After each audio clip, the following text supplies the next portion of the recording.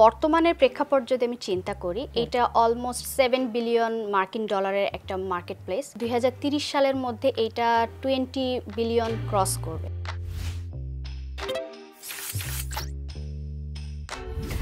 So তখন যে ডিমান্ডটা ছিল, মার্কেট ডিমান্ডটা ভার্সেস এখন কেমন ডিমান্ড, মানে ইমেল মার্কেটিং করে ফ্রিল্যান্সিংয়ে?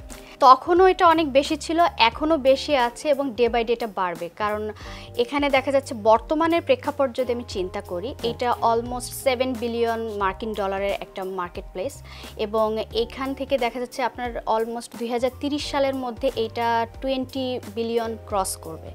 সো দেখা যাচ্ছে তার মানে এটার ফিউচারটাও হ্যাঁ, মানে এটা জাস্ট বাড়ছে, এটা কমছে না।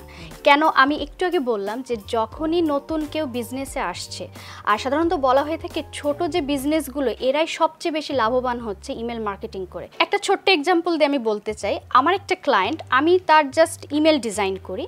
সো তার একটা ইমেল ডিজাইন থেকে বা একটা ইমেল ক্যাম্পেইন থেকে সে কিন্তু 1 থেকে 2 লাখ ইউএসডি মার্কিন ডলার আর্ন করছে। আর দেখা যাচ্ছে মাসে তাদের টার্গেটই থাকে যে 18 থেকে 20টা ইমেল তারা সেন্ড করবে।